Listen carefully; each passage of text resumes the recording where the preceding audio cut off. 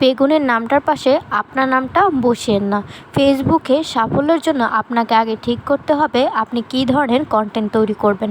তারপর সৃজনশীলতা এবং কৌশলের মাধ্যমে লাগাতার কন্টেন্ট তৈরিতে ক্ষেত্রে সাফল্যের মূল চাবিকাঠি।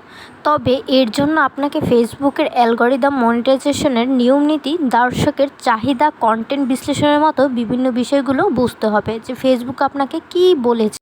আপনি কিন্তু ক্রোম ব্রাউজার অল টুলসে সার্চ করে দেখতে পারেন বা ক্রিয়েটর ইনসাইটস টুলটি। আপনি এখান থেকে আপনার কন্টেন্ট সম্পর্কিত বিভিন্ন পরিসংখ্যান দেখতে পারবেন।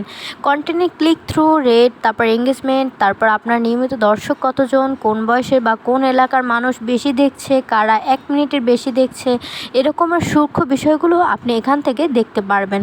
এগুলো সংখ্যাতিক্ত বিশ্লেষণের মাধ্যমে আপনি আপনার কন্টেন্টের পারফরমেন্স সম্পর্কে সামগ্রিক ধারণা রাখতে পারবেন। কন্টেন্ট কী কী বিষয় রাখলে এবং কোন কোন কন্টেন্টগুলো মানুষ বেশি দেখছে তা এখান থেকে আপনি বুঝতে পারবেন, যা আপনার সেই অনুযায়ী কন্টেন্টগুলো সাহায্য করবে। উদাহরণস্বরূপ আপনি বুঝতে পারেন যে বাংলাদেশিরা ঘরে থাকা প্রতিদিন বিভিন্ন সাধারণ পণ্য দিয়ে মজার মজার রেসিপি ভিডিও, রান্নাঘরের সরঞ্জাম সম্পর্কিত বিভিন্ন হ্যাকস কিংবা থালা বাসন পরিষ্কার নতুন কোনো কার্যকরী কৌশল এবং বিভিন্ন ধরনের আপনি কিন্তু হ্যাকস ফেসবুকে আপনি আপলোড দিতে পারেন। এক্ষেত্রে আপনার ভিডিওগুলো ভাইরাল হওয়ার কিন্তু অনেক সম্ভাবনা বেশি থাকে।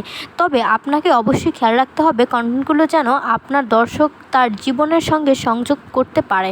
ধরা যাক আপনার বেশিরভাগ দর্শক বাংলাদেশি বা অন্য দেশের, তাদের জন্য অবশ্যই আপনি ব্রাজিলের মানুষের সঙ্গে যার এরকমের কন্টেন্ট তৈরি করে সাফল্য পাবেন না। তাই আগে আপনার দর্শক চিনুন, তারা অধিকাংশ কোন জায়গায় এবং কোন বিষয়ে আগ্রহী সে সম্পর্কে জানুন। এবং আপনারা সবসময় খেয়াল রাখবেন আপনার ভিডিওগুলো কোন ধরনের হচ্ছে এবং ভিডিওগুলো কারা বেশি দেখছে এবং দর্শকরা আপনার ভিডিওতে কী চাচ্ছে সেগুলো বেশি করে খেয়াল রাখবেন। আর অবশ্যই ভিডিও তৈরি করার সময় আপনি কিন্তু ভয়েস দিতে ভুলবেন না। আমরা অনেক সময় বলি কি ভয়েস না দিলে হয় কি যে রান্নার ভয়েসটা দিয়ে দিই, কিন্তু না, এটা অনেক সময় সমস্যা হয়ে দাঁড়ায়। তাই চেষ্টা করবেন সবসময় আপনার ভিডিওতে ভয়েস দেওয়ার। আর অবশ্যই নিয়মিত কন্টেন্ট পোস্ট করুন। সবচেয়ে ভালো হয় যদি প্রতিদিন পোস্ট করতে পারেন।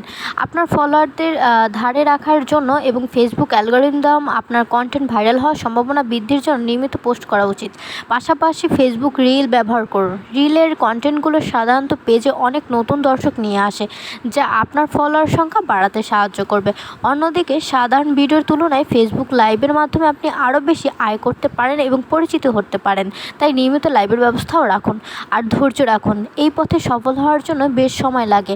আপনাকে অবশ্যই বুঝতে হবে যে এই ক্ষেত্রে সফলতা রাতারাতি আসবে না। এর জন্য কয়েক মাস এমনকি বছরে লেগে যাওয়ার খুব স্বাভাবিক।